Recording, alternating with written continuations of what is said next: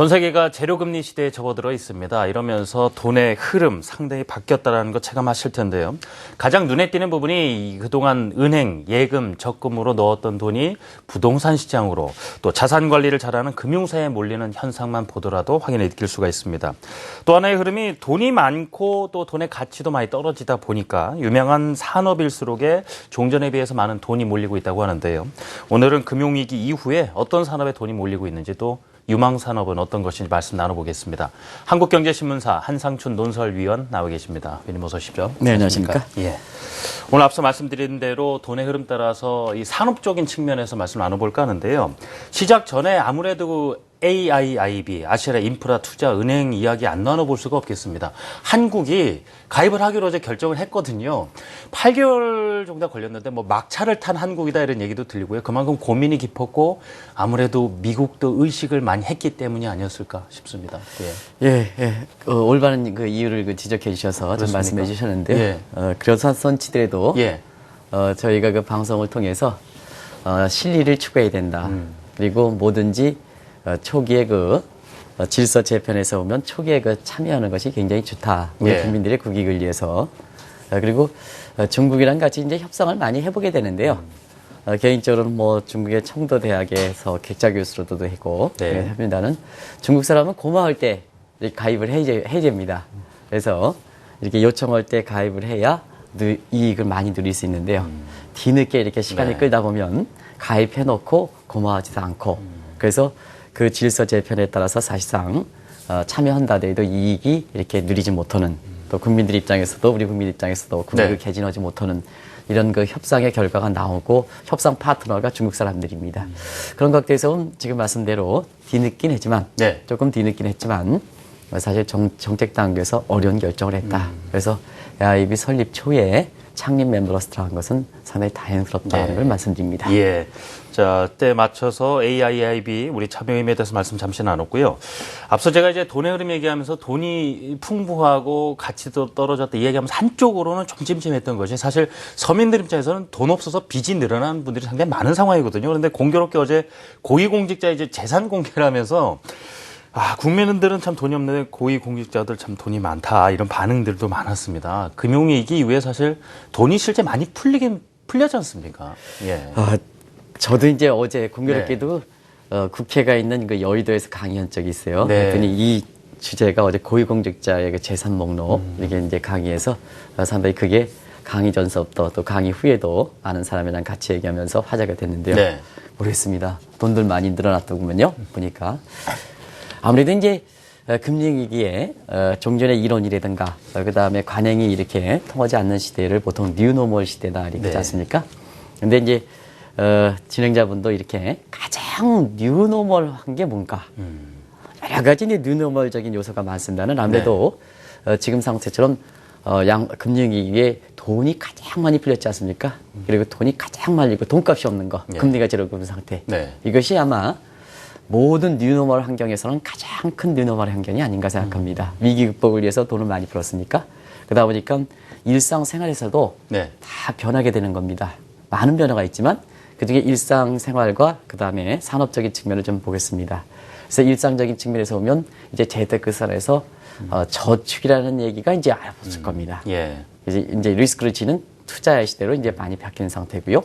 또 한 가지는 우리가 금리가 이런 측면이 제로금리 되다 보니까 이제 있는 자산 굴려서 이자를 많이 얻고 그 다음에 금융상품의 그 수익이 많이 돼서 소위 개인의 입장에서는 매출에 해당되는 과거의 재테크의 수익에 해당되는 부분이 좀 떨어지지 않습니까? 그러다 보니까 비용에 해당돼서 세금 관리라든가 이런 것이 굉장히 중시되는 소위 그야말로 재테크가 아니라 에셋 매니지먼트, 이 자산 관리 시대가 됐다 이렇게 보게 됐습니다. 그래서 진행자분도 이제 앞으로 진행을 하실 때 이 재테크라는 표현은 좀 쓰지 않으셨으면. 기업도 이제 노동과 자본을 이야기해서 매니지먼트 하는 게 기업 경영 아니겠습니까? 개인은 경영을 하는 겁니다. 뭐 가지고? 있는 자산 가지고. 그러면 있는 자산 가지고 하면 거기에 대해서 수익이 발생하는 게 기업 매출 개념이고, 그 다음에 비용이 또 이렇게 증대력에서 비용이 들어가지 않습니까? 각종 수수료라든가 세금이라든가 그런 것을 뺀 것이 자기의 그 수익이거든요. 그래서 재테크 이 일본 말 것처럼 사실 이 개념보다는 이제는 이제 자산관리 개념으로 네. 바뀌게 된다 이렇게 볼 때 있습니다. 자연스럽게 모든 금융기관들이 지금 자산관리를 표명하고 있지 않습니까? 그런 것이 하나의 뉴노멀 트렌드다 이렇게 볼 때 있습니다. 그래서 이 문제는 이제 이전에 한번 많이 말씀드렸어요. 네. 그래서 글로벌 경험이 좀 많고 그다음에 자산관리에서 인적 자원이 한 10년 이상 축적되어 있는 이런 금융사들이 앞으로 많이 부각될 것이다 하는 그런 말씀을 네. 드렸죠. 근데 이제 오늘은 자금이 많이 많다 보니까 자 이게 이제 기회이고 위험 요인이 될 수 있는데요. 자 진행자분께서 정말로 훌륭한 이렇게 기업, 유망한 기업을 만들면 네. 돈이 많기 때문에 돈이 몰려 들어온다는 얘기죠. 네. 몰려 들어온다. 그래서 최근에 보면은 이제 정부의 정책 자금보다는 민간 사이드에서도 또 인터넷이라든가 모바일에 의해서 전 세계가 비치다 보니까 진행자분께서 자 내가 기술이 있다. 이런 좋은 기술이 있다 네. 하면 과거에는 정책 자원에서 그 자금 조달 그리고 은행 대출 자금 뭐 회사 차리든가 이런 거 발행할 수 없으니까 주식 네. 발행할 수 없으니까 네. 대출이든가 하는데 이게 담보가 요구되고 정부는 또 정책 자금 받기가 어렵습니까? 근데 최근에서 보면 네. 크라우딩 펀딩 형태 그래서 그게 기부 형태든 지부 형태든 투자 형태든 간에 네. 이제는 좋은 기술만 나와라. 그러면 뭐냐 전 세계에서 자금 준다. 투자자들이 몰려든다. 예. 그래서 지금은 유망한 산업만 비치면 자금은 들어간다 하는 과정에서 소위 그 산업적인 측면에서 금융위기에 뉴머니들이 자금이 들어가는 과정에서 이러한 그 아이디어 산업이라든가 이런 것이 속속 빨리 키우는 이런 쪽이 이렇게 되기 때문에 네. 아마 증시 이렇게 투자하는 입장에서도 뉴머니가 몰려가는 유망 산업이 하나의 투자의 가이드 역할을 한다. 그래서 의외로 주식 투자에서 돈 많이 벌 수 있다 해서 네. 지금은 세계적으로 보면 또 워렌 버핏이라든가 이런 사람도 이런 유망 산업 찾기에 굉장히 바쁜 것이 지금이다. 네. 이렇게 보시면 됐습니다. 자, 금융위기 이후에 그 위기를 극복하기 위해서 돈이 많이 풀렸고요. 그 풍부한 유동성 속에서 그 돈들이 좀 어디로 흘러가고 있는가. 산업적인 부분에 오늘 치중해서 볼 텐데요. 지금 세계 산업 환경이 지금 금융위기 이후에 어떻게 흘러왔고 좀 어떤 변화기를 맞고 있는가. 이 부분을 좀 큰 틀에서 한번 짚어보고 가도 좋겠습니다. 네. 예. 이쪽 대목들이 상당히 좀 어려운 얘기에 해서 예. 자막이 또 좀 어려울 수가 있습니다. 자막이 좀 상당히 어렵다 이런 표현을 하시는데요. 뒤쪽 부분이 아무래도 네. 이제 시청자분께서는 지금 돈이 흘러가는 유망 업종, 유망 산업에 더 관심이기 때문에 이 부분은 좀 어렵더라도 제가 간략하게 하겠습니다. 시간 네. 관계상.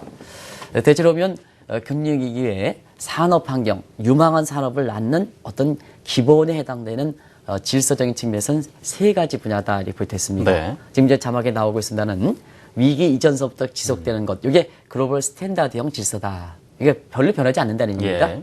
사람으로 얘기하면 아주 기본에 해당되는 부분이다 이렇게 볼 수 있습니다. 환경 변화에 따라서 그렇게 크게 이게 변하지 않는 것을 보통 정형화된 환경 내지는 네. 글로벌 스탠다드. 시청자분께서는 글로벌 스탠다드다라는 것을 잘 아실 겁니다. 그리고 금융위기란 이 스탠다드를 글로벌 스탠다드를 주도했던 국제 협상을 주도했던 미국에서 발생하지 않습니까, 그죠? 그러다 보니까 미국의 법 구성력이 약화되면서 새로운 위기 이후에 새로운 환경에 맞는 이러한 질서를 만들어냈는데요, 네. 환경을 만들었는데요. 예. 아직까지 이게 국제적으로 동의 과정이 거치지 않았어요. 예를 들어서 우루과이 라운드라든가 뭔가 협상 탭을 통해서 네. 법 규범을 만들면 그걸 동의 과정을 통해서 글로벌 스탠다드를 이렇게 만들어야 되는데요. 그 과정이 지금 없어서 요런 것을 전문적인 용어로 젤리형. 젤리형. 말랑말랑한 말랑말랑하다. 있어서 좀 아직 불안하다. 굳어지지 않았다는 얘기입니다. 단단하게 받쳐질 못한다. 이런 그렇습니다. 의미로도. 예. 그래서 이걸 쫓아가야 될지 예. 말아야 될지. 그래서 요걸 좀 경우에 따라서는 넌 시스템이다. 시스템이 없는 네. 질서다 이렇게 볼 때 있습니다. 그리고 마지막으로 네. 지금 글로벌 스탠다드인 젤리형 질서는 자 세계가 잘 되자. 소위 유토피아적인 질서입니다. 예. 그동안 이제 질서라는 것이 유토피아 질서 아니겠습니까? 근데 지금 보면 각종 테러, 사고, 네. 뭐 이렇게 해서 이렇게 유토피아의 부작용적인 측면에서 소득의 불균형이라든가 이런 측면이 많이 나지 않습니까? 네. 이게 정도가 벗어나면 그냥 테러가 젊은 사람한테 그것뿐이 없다 이렇게 될 가능성이 있거든요. 네. 그게 워낙 큰 질서가 형성되다 보니까 지금은 유토피아 질서, 잘 되지 않은 질서보다도 못 되지 않은 질서 중에서 나오는 산업들도 많다. 이게 네. 소위 디스토피아 질서다 이렇게 볼 때 있습니다. 살기 어려운 환경에 그렇습니다. 놓인다는 거죠. 그래서 예. 지금은 유망 산업이 나올 때 네. 사실 그 기본 베이스에 해당되는 질서적인 측면에서는 여기 나오고 있는 스탠다드형 질서, 젤리형 질서, 디스토피아 질서 이게 세계 질서가 3층적 형성을 보이고 있다 이렇게 볼 수 있습니다. 산업 환경에서 이런 세 가지 분류로 나눠서 환경들이 조성돼 있다 볼 수가 있겠고요. 자, 이 산업 분야가 그 금융위기 이후에도 상당히 빠르게 변화를 하고 있었기 때문에요. 그 산업별로도 차별화도 상당히 심해진 양상 아니겠습니까? 네, 이제 인프라적인 측면에서 질서가 있으면 네. 거기에 이제 공급 사이드, 수요 사이드 하면 네. 유망 산업이 나오는 거죠. 네. 그런 측면에서 지금 말씀하신 문제가 이제 공급 사이드에 해당될 건데요. 공급 사이드에서 가장 큰 변화가 인터넷, 그다음에 모바일이지 않냐. 예. 그럼 인터넷, 모바일이 가장 큰 산업에서 주는 영향이 뭘까 했을 땐 모든 것을 보이게끔 했다는 얘기입니다. 이게 증강현실 산업이다 이렇게 보시면 되겠거든요. 네. 그래서 증강현실 시대에 모든 게 보이니까 남과 똑같이는 안 된다. 정보가 차단돼서 그동안은 똑같은 제품이라도 정보가 차단돼서 여기 니치 마켓이 있었고 여기 니치 마켓이 살 길이 있었거든요. 예. 근데 세계가 지금 다 보이지 않습니까? 오픈, 오픈이다. 공유하는 네. 사회가 되고 그러다 보니까 있습니다. 지금은 증강현실 모든 것이 보이다 보니까 사실 정보의 격차, 정보의 벽에 의해 가지고 이렇게 산업이 니치 마켓을 활용하는 게 없어지다 보니까 네. 결국 차별화를 도모한다 이렇게 보이다 했습니다. 그러면 차별화를 도모하는 방법이 어떨까 하는 측면에서 보면 구글이라든가 이런 페이스북이라든가 한국의 삼성전자 이런 것 같은 경우는 선발 거들은 꾸준히 창의와 혁신을 통해서 예를 들어서 갤럭시 1 넣으면 이게 우리가 다 쓰기 전에 저는 뭐 이 다 쓰기 전에 2년 후에 다시 또 나오고 다시 갤럭시 2, 갤럭시 3, 갤럭시 4, 갤럭시 5 지금 6까지 나가지 않습니까? 네. 아이폰 1, 2, 3, 6까지 나가지 않습니까? 그러면 시청자분께서 그렇게 할 겁니다. 저 상술이다. 예? 자, 자판이 다 이렇게 망가지기 전에도 또 제품이 나오냐. 이렇게 해서 소비자들의 오해를 나오거든요. 네. 그러나 사실상 지금과 같은 이렇게 모든 산업이 보인고 라이프 사이클이 축소되고 러닝 바이 두닝에 의해서 밑에 후발업체들이 빨리 따라온 데 있어서는 선발업체들은 자꾸 혁신과 창의를 통해서 1세대, 2세대, 3세대 이렇게 나오면서 차별을 도모하는 것이 지금의 모습이다 이렇게 보게 되고요. 근데 후발업체들 같은 경우는 여기 나오고 있습니다는 후발업체들은 M&A를 통해서 네. 사업 다각화를 꾸준히 해서 나름대로 선발업체들이 남겨놓은 시장에서 사실 시장을 확보해가는 이런 것이 이제 산업의 공급 요건이다 이렇게 보시면 되겠는데요. 네. 지금 그렇습니다. 지금 가장 큰 변화가 일어나는 것이 글로벌이거든요. 그럼 이제 진행자분께서도 사실 과거에 거시경제학 공부하실 때 네. 한국에서 노동 비용이 비싸지면 중국으로 간다. 중국도 노동 비용이 비싸지면 또 베트남 뭐 간다. 베트남이라든가 제3국으로. 베트남에서는 예. EDF 간다. 네. 그래서 이게 국제 분업화를 이용해서 사실 글로벌을 추구한다. 이렇게 알고 있습니다는 지금 상태는 그렇습니다.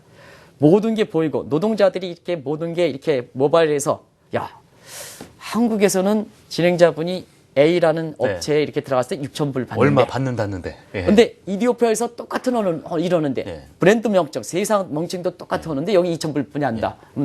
쫙 해서 네. 이건 착취다. 뭐 이런 얘기가 착취다 이렇게 나오죠. 나오죠.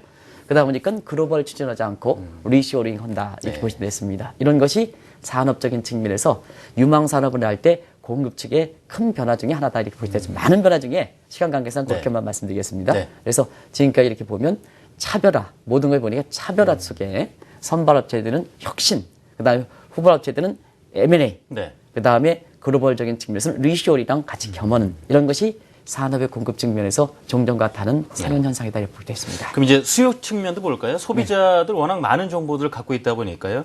갈수록의 그 요구도 다양해지고 성향 역시도요. 상당히 까다로워졌다라는 말이 딱 들거든요. 네, 수요 측에서 예. 우리 국민들 입장에서 가장 큰 변화가 뭘까? 금리 인기에. 그러면 결국 양극화가 심해져야 되는 양극화. 그러면 이제 있으신 분들, 어제 이렇게 고위공직자와 돈 많이 쓰신 분 같은 경우는요, 어떻게 하겠습니까? 가격이 그렇게 저항감이 없죠. 네. 고부가. 그다음에 고품질, 나의 명예만 채워주면 희소성, 된다. 뭐 이런 부분도. 이런 예. 부분을 가지겠죠. 그래서 뭐냐, 이런 양극화가 심해질 땐 있는 사람들은 뭐냐면 가격에 대해서 남이 우리가처럼 이렇게 서민들 입장에서는 굉장히 제품 자체가 저렇게 고가할까. 어제 그런 얘기를 하더라고요. 제가 이 한국경제신문에서 이렇게 나올 때, 예. 이게 유명한 이렇게 여론조사 기관이 거기 있거든요. 근데 그 젊은 사람들이 얘기해서 부모님들이 까띠에 시계 1,000만 원짜리를 2개씩이나 사준다.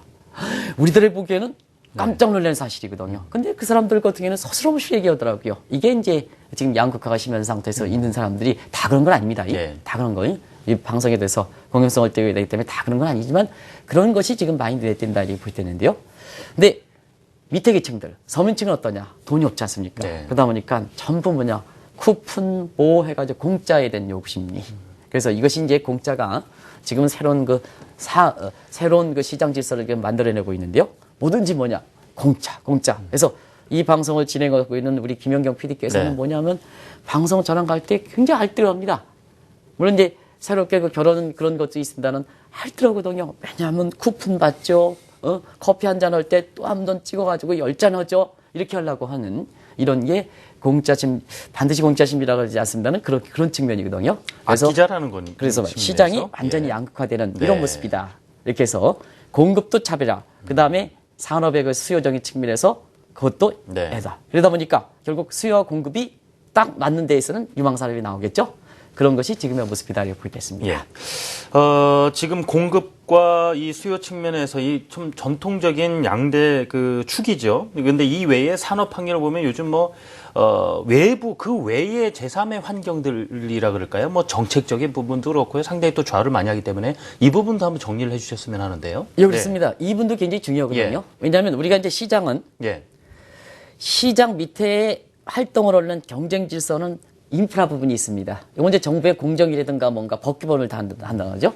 그 다음에 그 위에 시장에서 소위 서프라이 디맨드의 수요와 공급층의 시장 참여들에 의해서 잘 경쟁하는 이렇게 시장이 이루어지거든요. 그런 측면에서 보면 지금까지는 산업적인 측면에서 유망 산업이 될 때 수요와 공급, 그 다음에 질서적인 측면을 얘기했습니다는 그 외에 다른 그 경제 외적인 용어, 시장 외적인 용어에서 보면 네. 반드시 그 시장 외적인 용어로 이렇게 볼 수는 없습니다. 일단 정치 법규적인 측면에서 보면 지금은 정책 단계의 영향력이 굉장히 높았죠. 이게 금융위기에는 아무래도 윗가먼트, 빅가먼트 위기를 푸는 과정에서 빅가먼트 하는 과정에서 네. 정부의 영향력이 상당히 높아지는 게 사실이고 두 번째는 위기를 당하다 보니까 세계 각국들이 사실상 올해 그 환율 전쟁이라든가 이런 게 나타난 것처럼 국수주의, 네. 이기주의가 강한 것이 지금 정치 그 법규적인 측면에서 나타난 현상이 아닌가 이렇게 보고 있고요. 사회 현상에서는 지금 말씀드렸습니다. 무엇보다도 양극화가 심해지는 측면. 이것이 시장의 근본적인 경쟁 행위를 상당히 제약하고 새로운 경쟁 행위를 낳게 하는 요인이다 이렇게 보이겠습니다. 네. 그런 측면에서는 다른 요인도 있습니다는 사실상 크게 보면 프레임워크에 해당되는 정치 법규적인 측면에서의 어떤 정책 단계 영향력 보호주의. 그 다음에 시장의 질서적인 측면에서 이렇게 보면은 양극화가 심해지는 측면. 이런 것이 새롭게 유망 산업의 새로운 그 산업을 이렇게 창출시키는 그런 네. 쪽에 인프라가 형성되고 있다 이렇게 볼 때 있습니다. 그다음 지금까지 정리해본 뭐 수급 여건도 그렇고 그 외에 다른 요인들로 변하는 만큼 지금 유망 산업 자체도 그런 흐름에 맞춰서 달라지고 변하는 것 아니겠습니까? 네. 네, 그렇습니다. 지금 이제 세계가 하나의 시장이 됐거든요. 그래서 보면 지금은 이런 트렌드에 빨리 포착하면 부도 빨리 읽는다. 그래서 진행자분 어제 네. 고위공직자들 이렇게 재산이 많다고 해서 네. 그렇게 부러워진 마시기 바랍니다. 네. 왜냐하면 구글이든가 페이스북 같은 경우에는 제가 2007년, 2008년 이렇게 해서 불과 세계적으로 세계 10위권 되는 데에는 과거 제조업하는 사람들은 30년, 40년 걸릴 것을 자, 대학생의 그것도 대학에 중퇴한 사람이 뭐냐 딱 아이디어 하나 가지고 네. 딱 해서 세계 시장이 커지고 마켓이 필요 없지 않습니까? 왜냐하면 전부 온라인화되어 있기 때문에 예. 그런 상태에서 보면 이런 새로운 트렌드, 지금까지 말씀드린 트렌드에 딱 맞으면 불과 4, 5년 만에 거부가 되는 겁니다. 그것도 세계 10위권이네. 이게 거부가 되거든요. 부가가치가 그렇습니다. 예. 지금 이렇게 되거든요. 네. 그래서 대체적으로 보면 모두가 공통적으로 젊은 사람이라든가 이런 사람들이 공통적으로 보면 창의적인 요구, 창의적인 산업 이게 부합시키도록 구글의 제2의 구글이라든가 제2의 페이스업을 만들도록 노력하는 것이 지금의 그다 이렇게 보시면 됐습니다. 예. 또 한 가지는 우리가 이제 많이 얘기하죠. 자, 그러면 그런 업종 이외에 따라갈 수 있는 건 뭐냐 하면 세계가 글로벌 기업들이 지금 투자하는 것, R&D 지출하는 것. 그러면 기업은 뭐냐? 학문적 연구와 관계없이 사실 이윤을 목적으로 하기 때문에 지금 연구개발 투자한다는 것은 결과적으로 보면 사실 3에서 4년 후에 빅마켓이 형성되고 네. 이윤이 창출될 수 있다 이렇게 보실 수가 있거든요. 그래서 이것을 지금은 없다 해서 플러스 알파 앞으로 떠오른다. 라이징 인더스트리다 이렇게 보이겠습니다. 진행자분께서 네. 이제 우리 자막을 보고 하겠습니다. 네. 자꾸 이제 자막이 좀 있으면 더 이렇게 어려운 용어들이니까 예. 같이 하겠습니다. 세 번째는 빈부격차 확대 문제입니다. BOP 비즈니스에서 지금은 하루에 $8 밑에 쓰는 사람, 요게 이제 소득 피라미드에서 밑에 해당돼요. 네. 요게 이제 BOP는 베이스 오브 피라미드거든요. 그래서 이게 뭐냐면 대기업들이 왜 슈퍼마켓까지 등장하느냐. 그 다음에 주유소까지 하느냐. 네. 그거 보면 공정질서에 위배되지 않느냐 하는데요. 지금은 첨단에 있는 고분출 시장보다도 밑에 계층들이 더 이렇게 시장이 크거든요. 그래서 이것을 목적으로 하는 것이 BOP 비즈니스가 굉장히 많이 활성, 소위 빈곤층을 대상한 비고치가 네. 지금 유망산업 떠오르고 있다 이렇게 보이고요. 그다음에 유토피아에 맞춰서 지금 디스토피아지 않습니까? 디스토피아. 네. 그래서 유토피아는 좀 이상적인 거 팬시한 업종 이렇게 하는데요. 지금 뭐냐? 선진국일수록 디스토피아 산업. 그냥 아침 식사 시간이 되기 때문에 그건 구체적으로 말씀드리지 네. 않겠습니다. 소위 더러운 산업들이 굉장히 많이 부각되고 있다. 사람이 기피하는 네. 더러운 산업들이 굉장히 부각되고 있다. 이렇게 말씀드리고요. 자, 지금 아마 제가 굳이 말씀드리지 않더라도 시청자분도 필적으로 느낄 겁니다. 지금 세계적으로 테러, 각종 사고들이 많죠. 이러다 보니까 뭐냐? 여기에 세프티 산업, 안전산업에서 오늘 뭐 아침에 이 공영방송 TV에서도 이런 안전과 관련된 각종 뭐 장비라든가 이런 거 있지 않습니까? 그런 거에 대해서 굉장히들 관심이 높은데요. 거기에 맞춤, 사이 그 세프티 인더스트리 이렇게 해서 이런 업종들이 지금 새롭게 부각되고 있다 이렇게 보고 있습니다. 부각되고 있는 유망 산업의 어떤 특징들 설명을 들어봤고요. 금융위기 이후에 이렇게 새로운 유망 산업들이 속속 태어나긴 했습니다만 또 하나 눈길을 끄는 것이 기존 산업과의 이 융화라 그럴까요? 손을 잡고 또 새로운 뭔가를 만들어내 이런 모습도 보입니다. 그렇습니다. 그게 이제 이 업종 간의 그 네. 융합, 네. 통합이라는 거죠. 왜냐하면 새로운 트렌드, 앞서 말씀드린 같이 네. 예를 들어서 창의적 산업 내지는 알파 라이징 인더스트리, 그 다음에 BOP 비즈니스, 그리고 루디멘터리 인더스트리, 그리고 세프티 인더스트리 여기에 이제 끌려가지 못하는 사람은 결국 탈락하게 되죠. 네. 그럼 뭐냐? 융통합을 통해서 한다는 얘기입니다. 이건 뭐 다 아시기 때문에 제가 빼겠습니다. 그 중에 소위 이러한 탈락한 기업들이 서로 이렇게 융통합하는 과정에서 아무래도 M&A 시장이 활성화될 수밖에 없거든요. 그런 과정에서 보면 오늘 진행자분께서 네. 아마 요즘 진행자분이랑 같이 이렇게 얘기하는 과정에서 네. 시청자분이 굉장히 재밌다 그러시더라고요. 그러십니까? 과거에는 네. 굉장히 좀 이렇게 좀 어려운 이렇게 저만 말씀드렸는데요. 네. 어제 어느 진행자가 이렇게 보시면서 이웃 아저씨 것처럼 이렇게 같이 네. 이렇게 얘기하니까 더 이해가 덥다 해서 네. 오늘 좀 진행자분이랑 같이 네. 해서 경제 용어를 좀 배우겠습니다. 네. 그래서 지금 이 업종 간의 통합, 세컨더리 M&A 시장에서 이 인수합병이 우리나라에서도 화두가 되고 오늘 뉴욕 새벽에 끝난 뉴욕 네. 시장에서도 이 M&A가 화두가 되고 있지 않습니까? 그래서 M&A가 너무 활성화되니까 이 거품지구지 않느냐, 주가가 거품지구지 않느냐 네. 하는 쪽에 얘기 드릴 만큼 투자의 참고 지표가 될 정도로 이렇게 M&A 시장이 굉장히 활성화되고 있는데요. 왜냐하면 탈락한 업종들이 많다는 얘기입니다. 그거 이제 내부적으로 썬크던 프라이스를 새롭게 가지고 있는 업종들이 예를 들어서 이재용 회장님이 여기 탈락된 것을 탁 하면 네. 그 숨었던 가치가 30년 40대 일진 가치가 싹 살아난다는 얘기입니다. 이런 일이거든요. 그런 과정에서 최근에는 기업들이 있잖아요. 새로운 R&D 지출하는 것보다는 M&D 한다. M&D. R&D보다는 M&D라는 용어가 나옵니다. 아마 M&E와 이제 합쳐진 그렇습니다. 결합된 용어군요. 그래서 예.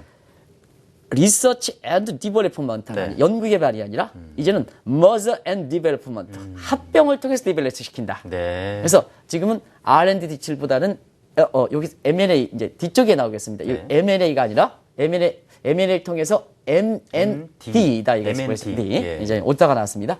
그래서 M&D가 R&D보다 M&D가 나온다 이렇게 보실 수 있습니다. 네. 결과적으로 보면 탈락한 업종은 융통합을 통해서 새로운 그 방향을 하고 그다음에 그동안 3년, 30년, 40년 동안 썬크됐던 것 이렇게 해서 좋은 업체들이 이렇게 인수하게 되면 한꺼번에 살아난다. 그래서 예. 기업이 다시 한번 성장하게 된다. 주가도 많이 올라가게 된다. 이렇게 보시면 되겠습니다. 이제 M&A 이야기 나오는 요즘 기업들 보면은 전혀 기존에 했던 것과 전혀 다른 어떤 업향인데도 그걸 해서 또 연결고리를 찾아가는 모습에서 보니까 이 설명드리니까 좀 와닿는 부분이 있고요. 결국은 이런 시간을 갖는 이유가 우리 기업인이라든가 투자자들 역시도 이런 환경을 좀 파악해가면서 또 본인 어떤 기업 투자 가치라 그럴까요? 높이고자 하는 부분도 있지 않습니까? 좀 어떤 현상에 우리로서는 주목을 해야 되는가 마무리 삼아 여쭤보고 싶은데요. 네. 우리나라도 이제 현 정부에서 창조 경제 목표로 네. 있지 않습니까? 그게 이제 앞서 말씀드린 제2의 구글에서 청년의 실업 문제를 해소하는 측면도 있습니다는 네. 세계적인 산업들이 세계 산업의 트렌드만 잘 맞춰주면 3, 4년에 세계에서 1, 2, 3위에 부과된다. 이렇게 이제 보시면 되겠습니다. 우리나라에서 지금 화두가 되고 있으신 분이 서경배 회장 아니겠습니까? 이런 중국의 소위 찍어바르는 업종에 대해서 그 트렌드를 잘 타다 보니까 물론 제품 자체가 좋았습니다는 이런 게 지금 우리나라 저도 깜짝 놀랐습니다. 우리나라의 최대 그룹의 삼성그룹보다 더 부가 높더라고요. 그게 낫지 않습니까? 어제 보면 그게 지금의 산업이다 이렇게 됐습니다. 그리고 아시겠습니다는 이런 새로운 업종에 대해서 이렇게 가르는 것, 그 다음에 세컨드리 M 이거 가죠. 그래서 투자 관점에서 말씀드리면 투자 관점에서 제발 펄이든가 이런 걸 중시하지 마시기 바랍니다. 글로벌 선도 기업들이 자 투자는 미래입니다. 그러면 세계적으로 영향력 있는 기업들이 3에서 4년 후에 어디에서 이윤을 창출할까 하는 측면에서는 네. 지금 R&D 지출, R&D 지출 이런 것이 중요하거든요. M&D, R&D, M&D 여기서 M&A 시장에서 어떤 기업이 좋은 업체를 가져갈까? 이게 투자의 지표. 두 번째, R&D 지표에서 이게 베타적 상한가 문제에서 국제 특허 지수를 해야 되거든요. 왜냐하면 지금처럼 베끼기 좋은 시대니까 네. R&D 지출만 하면 안 됩니다. 이건 베타적 상한가 문제에서 국제 특허 출원을 해야 되거든요. 그래서 글로벌 선도 기업수록 R&D 지출에서 소위 특허라든가 이런 지수가 어디로 형성될까 하는 이것이 네. 우리가 많이 얘기하는 많은 사람들이 과거의 재무대표 데이터에서 PER이든가 뭔가 따지는 얘기하는데요. 지금 뭐냐 미래가 더 보이니까 사실 이런 과거 지나간 흔적에 의해 가지고 나오는 펄이든가 이런 것이 그렇게 맞지 않는다. 이런 걸 말씀드립니다. 네. 그래서 새로운 유망 산업이 많이다 보니까 투자의 지표도 그게 맞춰서 가는 것이 뉴노멀 투자 지표다는 걸 말씀드립니다. 네. 자, 이렇게 해서 새로운 유망 산업 관련해서 한국경제신문사 한상춘 논설위원과 말씀 나눠봤습니다. 위원님 감사합니다. 고맙습니다.